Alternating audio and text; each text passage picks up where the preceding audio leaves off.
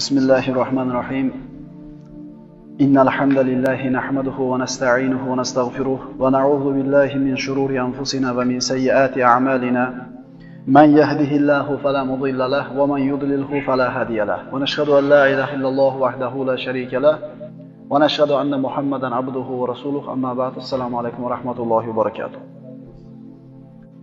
Badr g'azoti.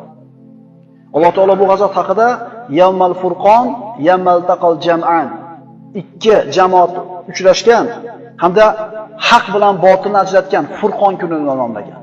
Islom tarixida juda ko'p sariyalar, janglar, g'azotlar bo'lgan, lekin eng ulug'i shubhasiz Badr g'azoti deb ataladi. 2-yil, Hijratning 2-yili Ramazon oyida eng katta g'azot islom tarixidagi Badr g'azoti sodir bo'ldi. Payg'ambarimiz sollallohu alayhi vasallamga Shomdan Qurash karvoni kelayotganligi xabari keldi. Bu karvonda 1000 ta tuya bor edi. Uni bor-yo'g'i 30-40 ta kishi qo'riqlab kelayotgan edi. Boshlig'i Abu Sufyon edi. Alloh taolaning taqdiri qaranglar. Bundan burungi hamma karvonlar qaysidir boyda, qaysidir savdogarning karvoni edi. Lekin Badrda bo'lgan mana shu karvon Quraysh savdogarlarining hammasini moli bor edi.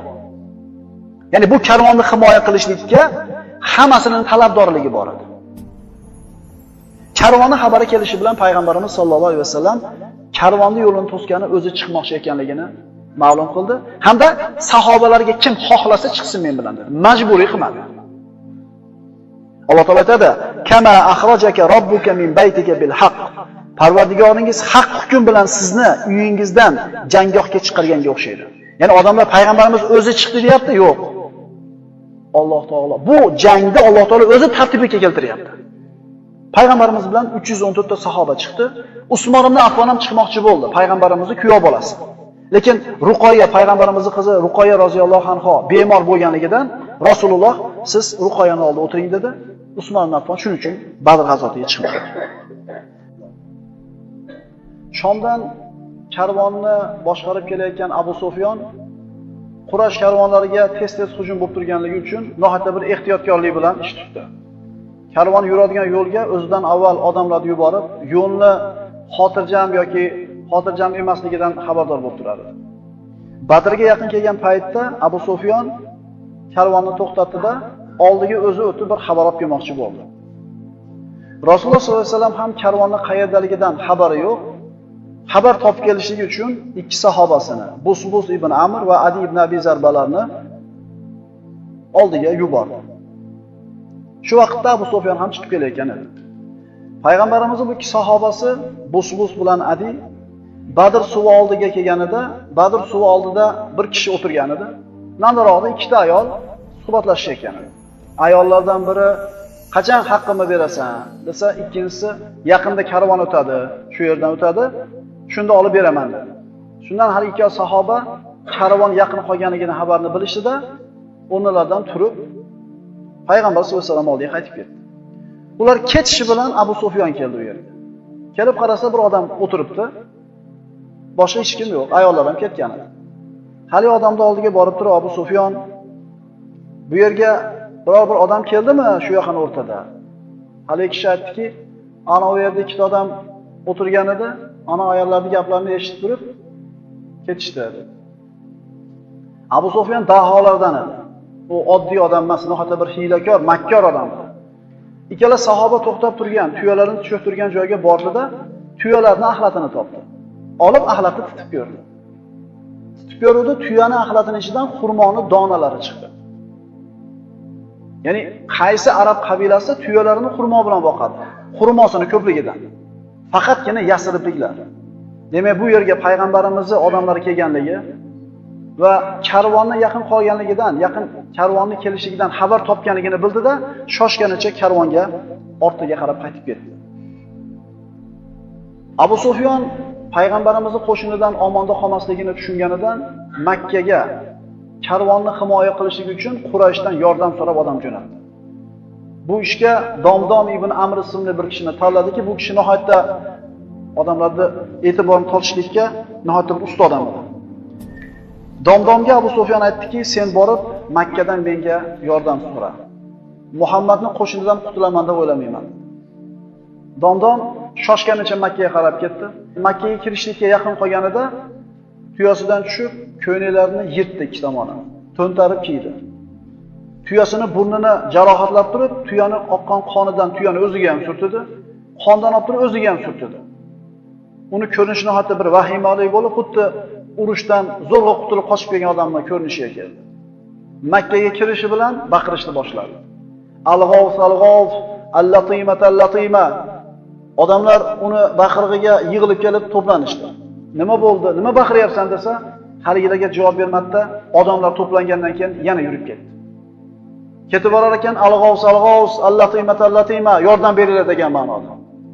Bir joyga to'xtadi, yana odam to'plandi, odam ko'paydi atrofida. Nima bo'ldi? Nimaga baqiryapsan desa, yana indamadida to Ka'batullohning oldigacha baqirib bordi. Abu Qubays tog'iga ko'tarilib turib, yana baqirdi. Al-G'avs, al-G'avs, al-Latima, al-Latima. Oxiri yetarli odam to'planganidan keyin Quraysh karvoni xatardaligi, Muhammad alayhisolamdan qutqarishlik uchun Abu Sufyon yordam so'rayotganligini xabarini aytdi. Bu Abu Sufyon boshqarib kelayotgan karvonni boshqa karvonlardan farqi, avvalgi karvonlar ma'lum bir Qurayshning sayyid boylarini karvoni bo'lardi. Bitta odamning moli bor. Endi bu karvon Alloh taoloning taqdiri, Qurayshdagi hamma savdogarlarning moli bor edi. Shuning uchun Makka oyoqqa turdi. Hamma karvonni himoya qilishlikka harakatga tushdi. Badrga chiqmagan Quraysh sayyidlaridan Abu Lahab. Uni chiqmasligining sababi Qurayshning sayyidlaridan biri Abu Lahabdan qarzi bor edi. Abu Lahab unga sen meni o'rnimga chiqdim deb aytsang, ya'ni meni o'rnimga karvon himoyasiga chiqsang, men sendan shu qarzimni kechaman. U rozi bo'ldi. Shu sababli Abu Lahab jangga nimaga karvon himoyasiga chiqmadi. Chiqmaganlar yana bittasi Umayyah ibn Halaf. Bilolning xo'jayini. Qurayshning eng katta sayyidlaridan. Chiqmasligining sababi ajib bo'ladi. Badr g'azotidan avval, ya'ni hijratdan keyin, mana shu holatdan ozgina vaqt avval Madinadan Sa'd ibn Muoz roziyallohu anhu Makkaga kelib Ka'bani tavof qiladi. Sa'd Yasribning sayyidlaridan birov qattiq deya olmaydi. Umayya uni tavof qilayotganini ko'rib, musulmonligini bilib turib so'kdi, haqorat qildi. Shunda Sa'd Umayyaga qarab, "Sen meni so'kasanmi?" dedi. O'rtamizdagi ish so'kish bilan tutmaydi. Rasululloh biz seni qatl qilishimizni aytdi. Payg'ambarimiz havodan gapirmasligini yaxshi bilishardi mushriklar. Bu xabardan qo'rqdi. Qayerda dedi? Makkadanmi yo Makkaning tashqarisidami deganida Sa'd bu haqida gapirmadi. Ana shu xabardan xabardor qo'rqqanligi uchun, shu xabardan qo'rqqanligi uchun chiqmaslik niyati bilan Ka'baga suyanib o'tirdi. Ka'baga suyanib o'tirar ekan, hamma yugurib, harakat qilib yuribdi, Umayyah ibn Halaf o'tiribdi. Qurayshning boshqa sayyidlaridan Uqbat ibn Abi Muayyid qo'liga atir ko'tarib kelib, Umayyani oldiga kelib shunday tutdi. "Ey Umayya, bu atirlardan sepib oling" dedi. Chunki siz ayollardansiz dedi. Butun Quraysh katta kichigi karvonni himoya qilishga harakat qilib tursa, siz o'tirib olasizmi dedi. Deganida turib harakat qildi, o'zini qatl qilishiga qarab chiqib oldi. Quraysh chiqishlikka tayyor bo'ldi. 950 yoki 1000 ga yaqin askarni tayyorlab, endi chiqamiz deyishdi-yu, lekin chiqishlikka ikkilanib qolishdi. Sababi shu holatdan ozgina vaqt avval Quraysh bilan Kanona qabilasi o'rtasida bir mushkila bo'lgan. Kanonalik bir kishi Makkalik bir kishini qatl qildi, o'ldirib qo'ydi. O'lgan Makkalikni, Qurayshlikni akasi ukasini diyasini to'lab Kanonadan diya talab qildi. Kanona qabilasi o'ldirilgan odamga diyasini berdi. Shu bilan mushkila hal bo'ldi. Endi Qurayshlikni o'ldirgan, diya to'lagan hali Kanonalik bir qancha vaqt o'tgandan keyin Makkaga kelgan paytda haligi diyani talab qilgan aka boya Kanonalikni o'ldirib qo'ydi. O'ldirib qo'ydida Ka'baga borib osilib oldi. Endi Kanona diya talab qiladi. Kanona urug'i Qurayshdan bizni odamimizni o'ldirgan kishini bizga topshirasan dedi. Qurayshning izzati g'ururi tutib bermayman dedi. Shunday qilib Quraysh bilan Kanona o'rtasida mushkila paydo bo'lgan. Ana shu mushkulani eslab turib, Quraysh agar chiqib ketib qoladigan bo'lsa, Makkaga Kanona hujum qilishga fursat poylab turgan edi. Yo birorta sayyidlardan bittasini asir qilib olish kerak Kanonaliklar, yoki Makkaga hujum qilishlik kerak.